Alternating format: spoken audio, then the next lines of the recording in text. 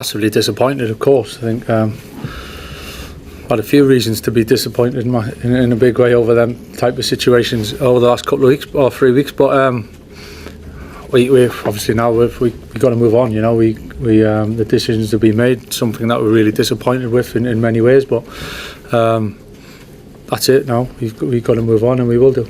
With Lissandro, there was talk of an appeal over that decision. Did that go in, and have you heard anything back? Yeah, I think we're obviously disappointed. We didn't agree with it. I think I was pretty obvious how I felt after the game, and I still feel that way. So, yeah, listen, I don't want to go into it now. I think it is what it is. You know, we've been hit with some decisions, and at the end of the day, now we've just got to accept it and move on, whether we like them or not. He's not going to be available. There's no chance he can play tomorrow. And Michael, just touching on team news, is Kobbie mainly back in training, and are you expecting anyone else like Patrick Dolgu? Is he back with team training yet?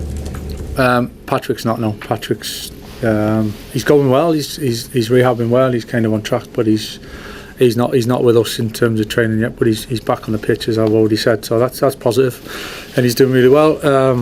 Kobbie a little bit. Yeah, we're working towards it. He's done a little bit, so there's a decision to be made there. Just wanted to ask you about Aiden Heaven as well, Michael. He's probably the most logical person to come into the team, whether you do or not. Just wonder, you had a run of games before you returned to the club, starting. Not seen all that much of him since. Just wonder what you think he maybe needs to do to really contest for those starting positions, and where you want to see him develop in the future. I think Aiden's in a good place. Well, I know he's in a good place. He's obviously still young, and he's progressing through the early stage of his career, really. So I think it's pretty natural for him to play some games and maybe not some others.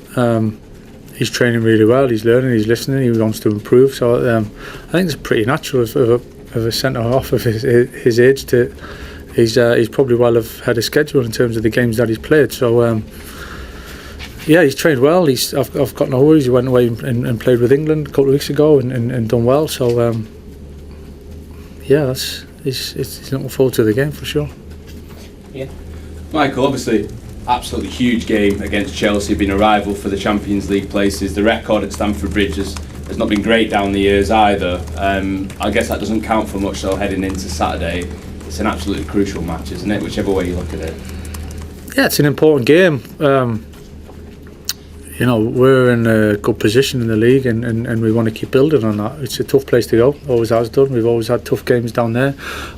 Most of the time they've been good games in terms of the what it brings, the feeling of a real proper game. So we'll be ready for that. You know, we're prepared well, and as I said, we take the confidence from what we've built. You know, yeah, we didn't get the result we wanted against Leeds on Monday, but certainly the way they finished the game and the character we showed, and we got to take that into this game with an extra player and make the most of it. I know you've got a decision to make at centre back, and there's different options for you, but just longer term, Lenny Yoro and Aiden Heaven, could that be the future of Manchester United's backline? Yeah, well, in terms of predicting the future, I think it's you got to be careful what you try and predict, but certainly.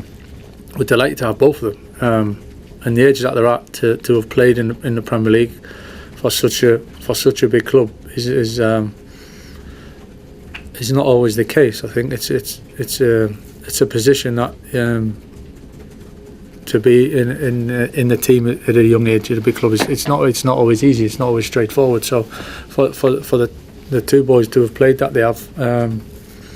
Different amounts at different times, but I think the experience and the level and the stage that they're at now, they're at a really good stage, and the future is the future. They need to keep progressing, and we'll give them the opportunity to do that, whether that's through training off the pitch and the coaching side and the help and the advice, and certainly the game time as well. So I think they're both in a really good place at the moment. It's probably as well as you can hope for centre backs at the age that they're at.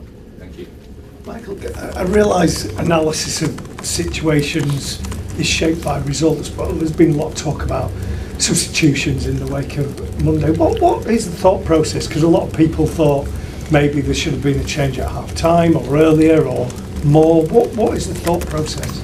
There's always people that think some other things, Simon. there's always other opinions.